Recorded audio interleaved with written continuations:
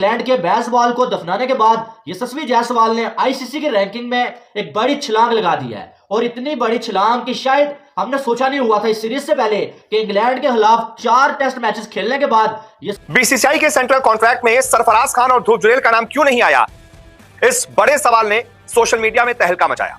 बाकायदा बीसीसीआई ने खुद बताया कि इन 2 खिलाड़ियों का नाम एक नियम की वजह से नहीं आया।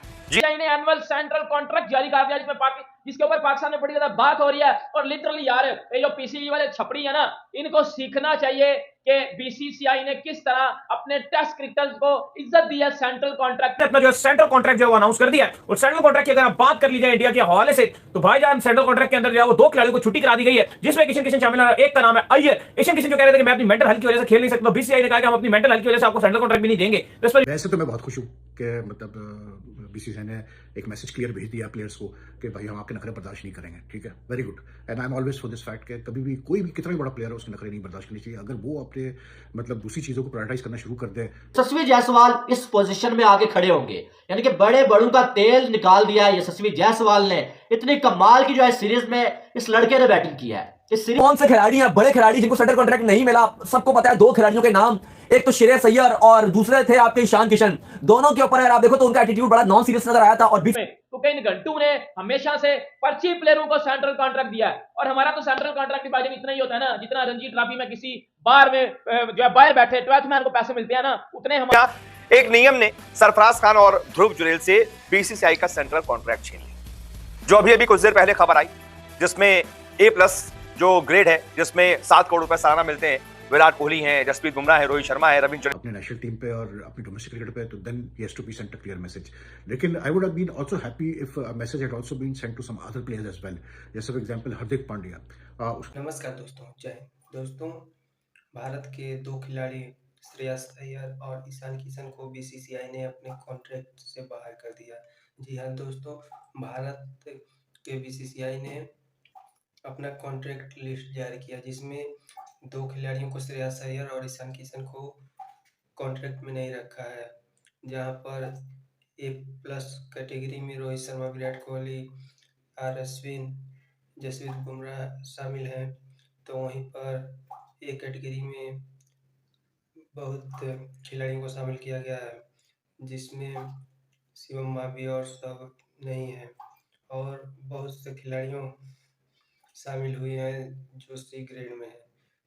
बीसीसीआई का एक नया नियम जारी हुआ, जिसमें अगर कोई भी खिलाड़ी 3 मैच खेलता है टेस्ट, तो उसे C ग्रेड की कैटेगरी में रखा जाएगा, जिसमें सरफराज खान को बाहर रखा गया है, ध्रुव जुरैल को बाहर रखा है क्योंकि वो 3 मैच अभी नहीं खेले थे।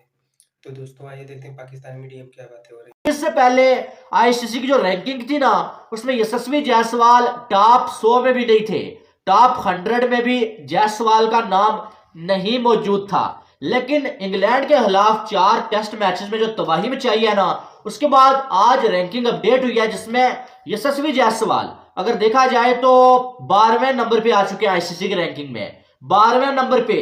और लास्ट बुध को हमने देखा कि जायसवाल क्या वो 69 पे पहुंच गए थे, और अब रैंकिंग अपडेट हुई है जिसमें सीधा सीधा वो 12वें नंबर पे आ चुके हैं। और 57 खिलाड़ियों को एक ही वीक के अंदर जायसवाल ने पीछे छोड़ दिया है। ये होता है बेहतरीन टैलेंट, और इसका इनाम मिलना भी था क्योंकि जायसवाल ने इस पूरी सीरीज में 2 डबल सेंचुरियां लगा दी हैं।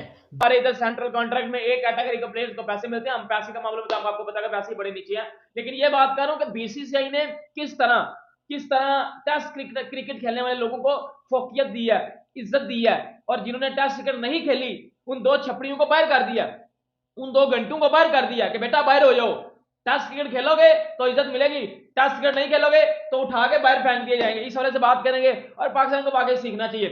और जायसवाल टेस्ट रैंकिंग में कैसी पोजीशन पे ऊपर आ गया है, जो आप ऐसा बोल सकते हो कि हिस्ट्री क्रिएट करने वाली चीज है कि यशस्वी जायसवाल ने किधर से छलांग मार के किधर वो टेस्ट रैंकिंग में आ गया, क्योंकि भाईजान 650 रन है उसके सीरीज में, मतलब फाड़ है वो सबकी पकड़ के। इस हवाले से बात करेंगे। अगर मैं आपको सेंट्रल कॉन्ट्रैक्ट बताऊं ना, तो लिटरली एज अ पाकिस्तानी मैं तो शॉक्ड हो गया हूं। बीसीसीआई ने इस बात में बड़ी माहिर है कि वो फिर पनिश करती है ऐसे प्लेयर्स को, और ईशान किशन को भी पनिश किया, श्रेयस अय्यर को भी पनिश किया। उनका मानना यह था कि जब आप इंटरनेशनल टीम के लिए सिलेक्ट नहीं हुए तो आपको डोमेस्टिक खेलना पड़ेगा, और डोमेस्टिक को हम इंपॉर्टेंस देते हैं। और अगर आप नहीं दोगे तो फिर महाना जो करोड़ों की बारिश होती है आपके ऊपर नहीं होगी। तो अली साहब, अय्यर और ईशान किशन जो करोड़ों रुपए की बारिश हुई है, महाना करोड़ों रुपए की, और सालाना भी अगर हिसाब लगाओगे, पीकेआर का भी अगर आप हिसाब लगाओगे तो बहुत ज्यादा बनेगा। अभी वो भी हिसाब लगाते हैं कितना कितना किस किस कैटेगरी को मिल रहा है। ए प्लस वाले जो प्रीमियम खिलाड़ी हैं, विराट, रोहित, जसप्रीत, रविंद्र जडेजा, ये कितना कमा रहे हैं। फिर ए कैटेगरी वाली शामी वगैरह ये कितने कमा रहे हैं। फिर बी कैटेगरी वाले, फिर सी कैटेगरी वाली वो कितने कमा रहे हैं। लेकिन अली साहब, ऐसे बहुत सारे खिलाड़ी हैं जो इस बार सेंट्रल कॉन्ट्रैक्ट में महरूम रहे हैं। बात अगर की जाए चेतेश्वर पुजारा, ऐसा लग रहा है कि भारत अब ये समझ रहा है कि उनके साथ हो गया काम, जितना करना था वो खेल लिया, और इस साल भी शायद अब वो इंडिया की तरफ से खेलते हुए भी नजर ना आए। और रखा गया एट कैटेगरी में, ठीक है, उसका केस थोड़ा डिफरेंट है compare to Kishan and Shreyas Iyer, कि he was unfit since the world cup and all that sort of stuff and he doesn't play red ball formats now. लेकिन उसको थोड़ा बहुत डिमोशन करनी चाहिए थी कैटेगरीज में, कि उसको भी एक क्लियर मैसेज चला जाता है। क्योंकि जो बीच में जब मैं देख रहा था, जो मैं फॉलो कर रहा था ये इशू इंडियन मीडिया में, तो उसमें ये था कि हार्दिक भी जो है वो एनसीए पे ट्रेनिंग करने के बजाय अपने आईपीएल फ्रेंचाइज से ट्रेनिंग कर रहा है, और ये वो सारी चीज़ें थी। तो आई थिंक हार्दिक को भी थोड़ा सा मैसेज देना चाहिए था, क्योंकि यार जो प्लेयर्स, ठीक है वो सीनियर प्लेयर है, सब कुछ है, लेकिन बात वही है कि जो प्लेयर्स जो है मतलब फ्रेंचाइजेस को प्रायोरिटाइज करें आईपीएल के, तो फिर थोड़ा बहुत मैसेज देना जरूरी है। लेकिन श्री सैयर एंड 2 डबल सेंचुरियां, 655 रन जो है वो 4 मैचेस में लगा चुके हैं। तो भाई साहब, जायसवाल का 12वें नंबर पे आना तो बनता था। और अगर देखा जाए तो अभी जो लास्ट मैच रह रहा है, इसमें अगर जायसवाल कोई एक सेंचुरी बना लेते हैं, कोई 150 रन बना लेते हैं, तो जायसवाल आपको जो है वो नेक्स्ट मैच के बाद जो है वो टॉप 10 में भी नजर आएंगे। तो इतना जल्दी जो है वो टॉप 100 में आना, उसके बाद जो है टॉप 20 में आना, और फिर टॉप 10 में आना इतना आसान काम नहीं होता है। लोगों की जो है वो आधा आधा लोगों का कैरियर जो है गुजर जाता है। लेकिन यहां पर जायसवाल ने तबाही बचा के रखी हुई है। तो बहुत अच्छा जो है इंडिया को टैलेंट मिला है भाई। आते साथ इसकी अभी एज कितनी है, और जो है वो 2 डबल सेंचुरियां लगा चुका है, 3 सेंचुरियां लगा चुका है। और कमाल का, इनके बेसबॉल, इंग्लैंड बात कर रहा था बेसबॉल की, और जायसवाल ने जो है बेसबॉल उनको खिला के बताया वे ऐसे खेला जाता है बेसबॉल। तो जैस क्या एग्जाम्पल सेट किया है। और बीसीसीआई ने ब्रेव डिसीजंस लिए हैं कि यार करो, कंट्री के लिए सोचोगे। इस बंदे ने अपनी पूरी जिंदगी क्रिकेट और इंडिया के लिए दे दिया, मतलब लगा दिया इस बंदे ने अपनी पूरी जिंदगी। और क्रिकेट जो इंडिया के लिए, भाई ठीक है यार, कंट्री चली जाए ऊपर। इन जैसे लोगों को इज्जत देनी चाहिए, और बीसीसीआई देता भी है। और इस विराट को तो पूरी दुनिया में इज्जत मिलती है ना, सिर्फ बीसीसीआई नहीं, पूरी दुनिया का वो जो है वो चांद और तारा है। वाले से बात करते हैं सेंट्रल कॉन्ट्रैक्ट की। अगर सेंट्रल कॉन्ट्रैक्ट में मैं बताऊं तो बीसीसीआई ने जो है वो ये एनुअल सेंट्रल कॉन्ट्रैक्ट जो है वो सीनियर मेंस के लिए रखा है, जिसमें जो है वो ए प्लस कैटेगरी भी है। ए प्लस कैटेगरी में 4 प्लेयर रखे गए हैं, जिसमें रोहित शर्मा आपको पता है कि वो टेस्ट क्रिकेट खेलते हैं। देखो, बीसीसीआई ने पाकिस्तान की तरह नहीं है कि टेपिया को भी ए में ले, और टेपिया जो है वो खेलता ही कोई। उनका कॉन्ट्रैक्ट खत्म भी होगा और उनको रिन्यू भी नहीं किया गया। उमेश यादव को भी टाटा बाय बाय किया बीसीसीआई ने। यंगस्टर्स के ऊपर जो वो करोड़ों बारिश जरूर हुई है, लेकिन उमेश यादव भी महरूम रहे हैं। शेखर धवन जो आपको पता है कि अच्छा करते रहे हैं, पिछले पूरा साल इंडिया की यंग टीम को लीड करते रहे हैं। 2021 में इंडिया के सीनियर बिजी होते थे तो ओडीआई टीम वही चलाते थे, उन्हीं के खातों में था, कप्तान बना के उनको शेखर धवन को टीम दे दी जाती थी। लेकिन ऐसा लग रहा है कि अब बीसीसीआई मूव ऑन कर चुका है और इंडियन क्रिकेट की टीम मैनेजमेंट के किसी भी फ्यूचर प्लान में शेखर धवन नजर नहीं आ रहे।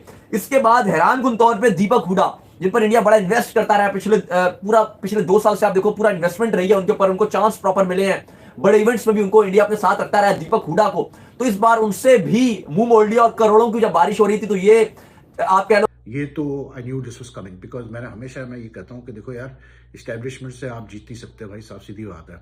और इस्टेब्लिशमेंट किसी भी कंट्री की हो, वो हमेशा प्रिवेल करेगी। और बीसीसीआई इस वक्त जिस पोजीशन में, वो बहुत स्ट्रांग पोजीशन में है, इसलिए क्योंकि एक तो ये कि पैसा उनके पास बहुत है, दूसरा सबसे बड़ी बात है क्रिकेटिंग वाइज भी अगर आप जाएं तो जिस तरह से अब इंग्लैंड से सीरीज जीते हैं at home, like without senior players like Kohli, मतलब एक टेस्ट मैच में बुमराह नहीं, एक टेस्ट मैच में जडेजा नहीं, केएल राहुल बाहर, 3 टेस्ट से आपका कैसे बोलते हैं श्री सैयर बाहर ड्रॉप कर दिया गया, बल्कि उसको। तो आपने देखा सरफराज खान को शामिल नहीं किया गया बीसीसीआई के कॉन्ट्रैक्ट में, क्योंकि वो 3 मैच नहीं खेले थे, टेस्ट मैच, और ना ही T20 खेले थे, और ना ही वनडे, इसलिए उनको बाहर किया गया। वहीं रजत पाटीदार को शामिल किया गया है, वहीं आकाशदीप को भी शामिल कर लिया गया है, लेकिन सरफराज खान को शामिल नहीं किया गया है। ये उनके साथ नाइंसाफी हुआ है। तो दोस्तों अगर वीडियो आपको अच्छी लगती है शेयर और सब्सक्राइब करना ना भूलें। मिलते हैं नेक्स्ट